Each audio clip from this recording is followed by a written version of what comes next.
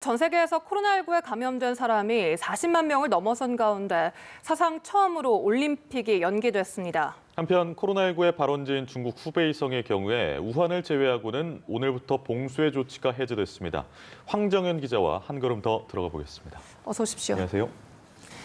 네, 전 세계 누적 확진자 수를 자세히 알아봐야 할 텐데 오늘이 수요일입니다. 지난 월요일까지만 해도 이 누적 확진자 수가 30만 명대로 제가 기억을 하고 있는데 벌써 이 앞자리 수가 바뀌었다고요? 네, 그렇습니다. 말씀하신 대로 제가 월요일 날 누적 확진자 수가 33만 명이다 이렇게 말씀을 드렸는데요. 오늘 40만 명을 넘어섰습니다. 불과 이틀 만에 7만 명이 늘어난 건데요. 중국이 8만 명으로 가장 많았고 또 이탈리아가 6만 9천 명, 미국이 5만 1천 명, 스페인이 3만 9천 명 순이었습니다. 우리나라의 경우 어제 0시 기준으로 확진자는 9,037명, 현재까지 집계된 사망자는 126명입니다. AP통신은 코로나19로 이동의 자유를 제한하는 각국 정부의 대책이 속출하면서 전 세계 인구 78억 명의 5분의 1에 달하는 15억 명 이상이 집에 머무르라는 명령이나 권고를 받게 됐다고 추산했습니다. 네, 상황이 이렇다 보니까 결국 사상 처음으로 올림픽이 연기가 됐고요. 언제 열리나 봤더니 늦어도 내년 여름까지는 열겠다. 이런 내용을 아베 총리가 밝혔죠. 네, 그렇습니다. 지난주까지만 해도 양측은 그 강행 의지를 보여왔는데요. 어제 아베 신조 일본 총리와 토마스 바흐 국제올림픽위원회 위원장의 전화통화 후에 전격 연기가 발표됐습니다. 이 주요 선수들뿐만 아니라 캐나다와 호주 등의 불참 선언이 이어졌고 또 IOC와 자국 내에서도 연기의 필요성이 제기되면서 사실상 올림픽 연기는 불가피한 상황이었습니다. 네. 일단 도쿄올림픽은 취소하지 않는다는 방침이고 늦어도 내년 여름엔 개최돼야 한다 이런 결론을 내렸는데요. 아울러 도쿄올림픽 2020 명칭은 유지하기로 했습니다. 연기 배경에 대해서 직접 한번 들어보시겠습니다.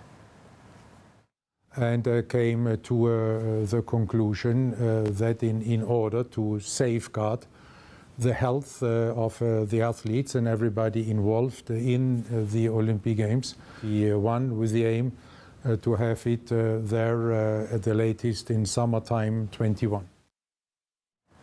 네, 이렇게 올림픽이 연기된 건 처음인데요. 지난 1896년 근대 올림픽이 시작된 이래 그 1, 2차 세계대전으로 인해서 동계를 포함해서 모두 동아계에 5차례 올림픽이 취소된 적은 있었는데요. 전염병 때문에 제때 열리지 못한 건 이번이 처음입니다.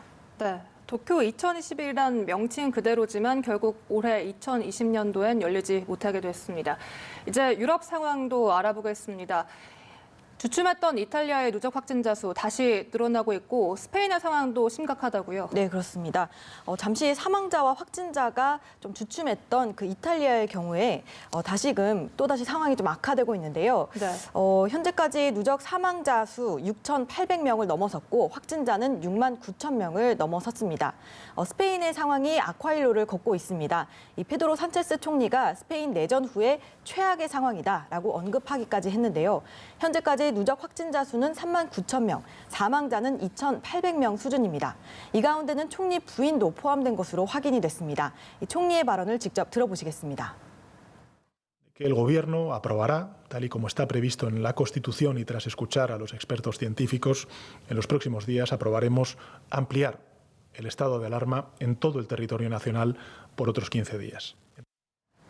네, 이탈리아 북부 지역에서는 시신이 성당에 안치되기도 했다 이렇게 전해드린 바 있는데요. 스페인 마드리드에서는 아이스링크가 임시 시신 안치소로 사용되고 있다고 합니다. 예. AP통신에 따르면 마드리드는 스페인 17개 지역 가운데 가장 큰 타격을 입은 지역 중에 한 곳인데요.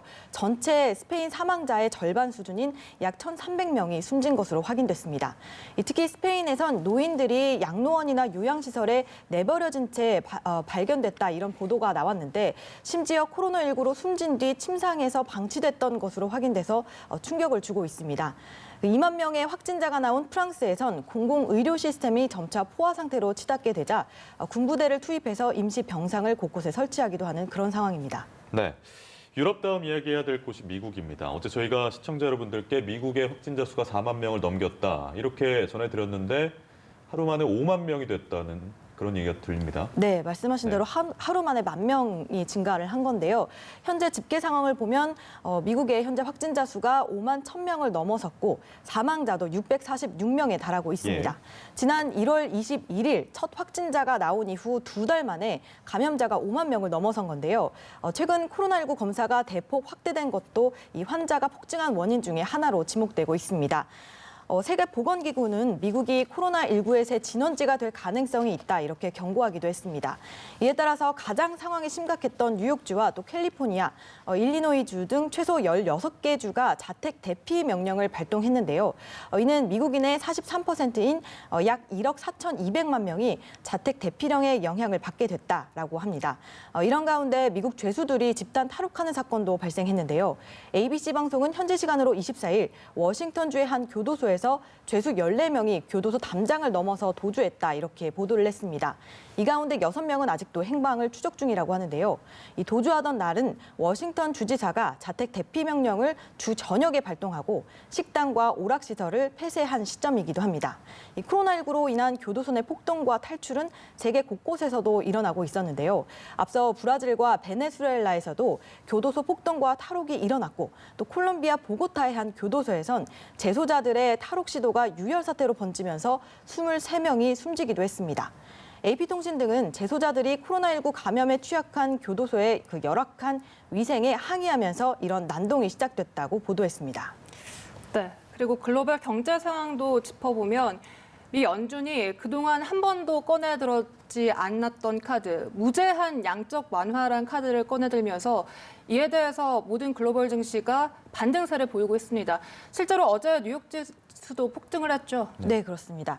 현지 시간으로 24일 다우존스 30 산업평균 지수는 11.37% 오른 2704.9일에 거래를 마쳤는데요. 다우 지수가 11% 이상 이렇게 치솟은 건 지난 1933년 이후 처음이라고 미 언론은 보도했습니다. 또 스탠더드 앤 푸어스 500 지수도 9.38% 상승했고 나스닥 지수 역시 8.12% 오른 상태에서 거래를 마쳤습니다. 이는 미 공화당과 민주당이 2조 달러대 경기 부양 법안에 조만간 합의할 것이란 기대감이 퍼지면서 투자 심리가 개선됐다는 분석이 나오는데요. 전날 연준이 말씀하신 대로 무제한 양적 완화를 비롯한 각종 유동성 지원책을 쏟아낸 상황에서 행정부의 재정 지출에 청신호가 켜지자 이제서야 비로소 투자자가 반응했다고 분석이 나옵니다.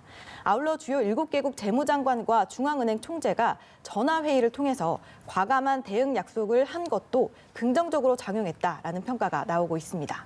네, 어제 코스피도 상승으로 마감을 했고 오늘도 지금 개장을 했는데 상승 출발을 했다는 소식도 전해드리고요. 일단은 코로나19의 최초 진원지입니다. 중국으로 좀 가보면 전 세계 상황이 악화하고 있습니다. 악화 일로고 경제도 엉망인데 중국 후베이성의 경우에는 우한을 제외하고는 내려졌던 봉쇄 조치가 철회가 됐다고요? 네, 그렇습니다. 코로나 사태의 진원지인 그 중국 후베이성 봉쇄 조치가 오늘 0시 완전히 풀렸습니다. 주요 기차역과 공항 운영이 재개될 것으로 전망되고 있는데요. 학교의 개학은 아직 연기 중입니다. 다만 말씀하신 대로 우한의 경우에는 다음 달 8일 오전 0시를 기해서 봉쇄 조치가 해제가 되는데요. 후베이 정부는 인터넷 홈페이지를 통해서 당일 우한에서 외부로 나가는 교통 통제를 해제한다고 밝혔고 이 시점부터 우한 시민들은 스마트폰 앱의 건강 코드가 녹색이면 자유로운 이동이 가능하게 됐다 이렇게 밝혔습니다. 우한에서는 이미 점진적으로 정상화가 시도 중인데요. 현지 매체에 따르면 우한시의 110여 개 노선의 시내버스가 23일부터 시범 운행하기도 했고요. 지하철도 운행을 재개에 대비해서 시험 가동이 진행 중이라고 합니다. 현재 상황을 직접 한번 들어보시겠습니다. 快递企业的分布中心都已经开始正常运营，那么这就是意味着呢，武汉市就是从3月20号开始，它就可以向全国就是收发快件。那么武汉市民的话呢，也是可以正常的就是投递运营。 네, 다만 이렇게 극단적으로 억제됐던 인구 유동이 다시 본격화하면 코로나19가 재확산할 수 있다. 이런 우려는 여전히 존재하고 있습니다. 네. 이렇게 중국의 경우에는 일부 봉쇄가 해제가 됐지만 다른 나라 국가들의 경우에는 그렇지가 않습니다.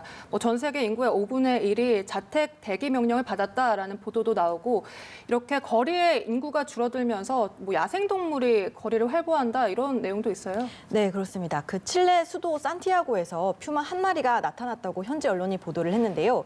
이 동물원에서나 보던 퓨마가 야간 통행 금지가 막 끝난 새벽 시간에 이 사람도 없는 보도를 마치 주인인 것처럼 기어다니고 또 가뿐하게 벽을 넘기도 했다고 합니다. 당국은 최근 가뭄으로 인해서 먹이가 줄어들자 이 퓨마가 코로나19로 사람과 차량 통행이 끊긴 틈을 타서 내려온 걸로 추정을 하고 있습니다. 현재 칠레에서는 밤 10시부터 오전 5시까지 야간 통행 금지령이 내려진 상태입니다. 네. 이 밖에도 또 콜롬비아에서 여우 한 마리가 돌아다니거나 스페인에선 어슬렁거리는 곰 영상이 SNS에 올라오기도 했습니다. 알겠습니다. 오늘도 이 시간 황정연 기자와 이야기 나눠봤습니다. 고맙습니다.